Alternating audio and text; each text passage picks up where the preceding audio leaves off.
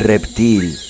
Dicen que desde la incubadora emití un siseo que inquietó a la enfermera. Dicen que al intentar sacarme, sintió el frío de una lengua prensil atrapando uno de sus dedos. Dicen que llegó asustada a la habitación donde debía entregarme. Rugosa y paticorta, yo había reptado hasta el cuello bordado de su delantal y arrancado un trocito de tela. Dicen que mi madre no quiso amamantarme, mi lengua le gastaba el pezón. Eso dicen, que yo la hacía sangrar, que la dejaba malherida, que la lija en mi boca agrietaba y deshacía los chupetes de goma. Dicen tantas cosas mi madre, mi otra madre, que todo era efecto de la radiación a la que habíamos sido expuestas, ellas y yo, que no éramos las únicas, que había otros niños sorprendentes, otras niñas raras que no se curaban de su rareza. Dicen, por aclarar, que yo no era una niña hambrienta, era otra cosa la mía, era que mi lengua se activaba ante el más mínimo roce con otra piel, con fundas, mantas, bolsas de plástico o la cáscara de un huevo, o ante la cercanía de un juguete cualquiera, un trenecito metálico, una muñeca, un osito de peluche que también destruiría con mi lengua. Dicen mis madres que a los 12 yo había pulido uno a uno los muebles de mi habitación.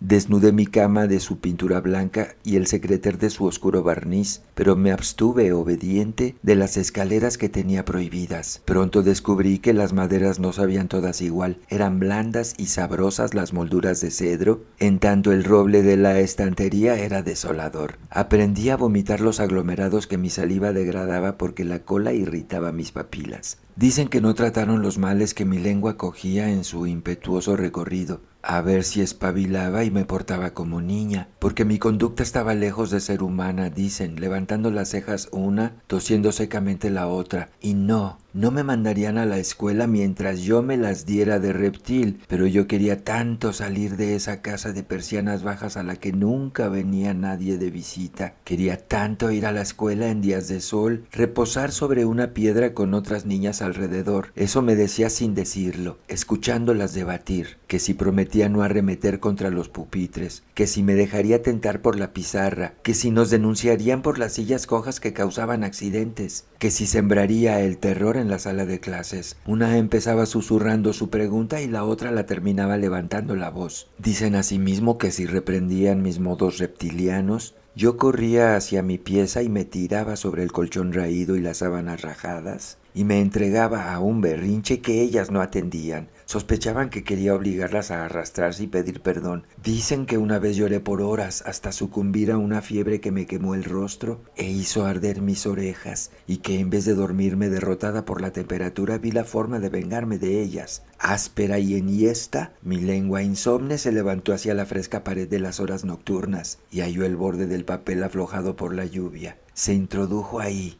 salivando, profusa, y fue descascarando la pared, descubriendo las escamas del empapelado anterior. Era papel sobre papel sobre papel lo que fue pelando mi lengua hasta acariciar la piel del muro, su calcio primitivo. Dicen que desesperaron al encontrar las paredes desnudas a la mañana siguiente, que sintieron un odioso desasosiego al verme dormida pero sonriendo, los labios colorados, cuarteados por la desnutrición. Dicen que en el más atroz de los silencios levantaron las pilas de papel como si fuera la membrana de una serpiente y barrieron las migas del pegamento y luego enderezaron, sujeto todavía al clavito de la pared, el opacado óvalo del espejo. Y dicen que salieron al jardín y discutieron qué hacer, si poner un candado entre mis muelas. Mi madre conocía ese dispositivo para adelgazar, pero la otra presintió que yo arrasaría con él, o si llevarme a un cirujano para que rebanara mi lengua de una vez, la lengua de su prolongado sufrimiento. Pero dicen que mi madre se negó, citando el cuento del dentista, que tras arrancarle la lengua a su enemigo, veía brotar del muñón una infinidad de vertiginosas lengüitas. Dicen ahora que fue mi otra madre quien impuso la idea de mandarme a la escuela, como yo quería, para que fueran otros quienes se ocuparan de mí. Me compraron un jumper azul y una blusa blanca de poliéster, y calcetines largos y zapatos negros de charol.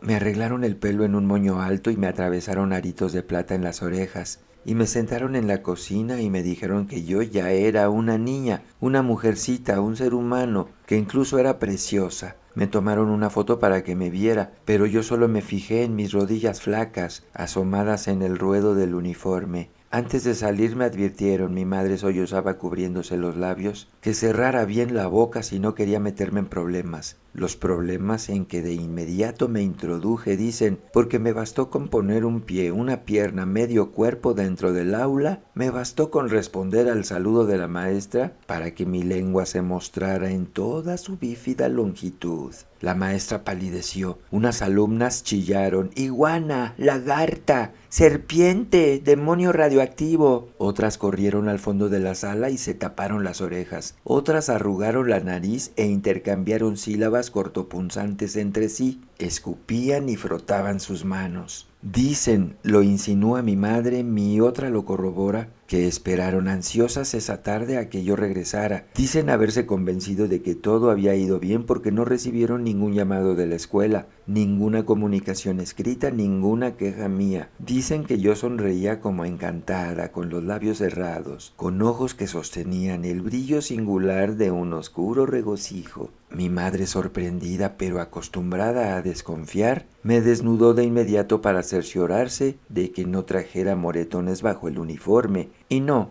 había golpes, no había herida alguna, no había cortes. Me abrazó y me entregó la caja de maquillaje que acababa de comprarme para celebrar. Se sirvieron una copa de vino las dos, brindaron las dos, se dispusieron a preparar la cena y por primera vez pusieron un puesto en la mesa para mí. Pero dicen que yo no tenía hambre, dicen que me fui a la cama temprano y que ellas asimismo se fueron a dormir después de un whisky. Dicen que se abrazaron en la cama aliviadas de haber tomado la decisión correcta. Dicen que en medio de la noche despertaron de súbito las dos, que prendieron la luz a la vez las dos, que se miraron con una inquietud que pronto fue angustia, mientras confirmaban entre ellas que que esa tarde no habían revisado mi boca, no habían visto mi lengua, no habían oído mi voz.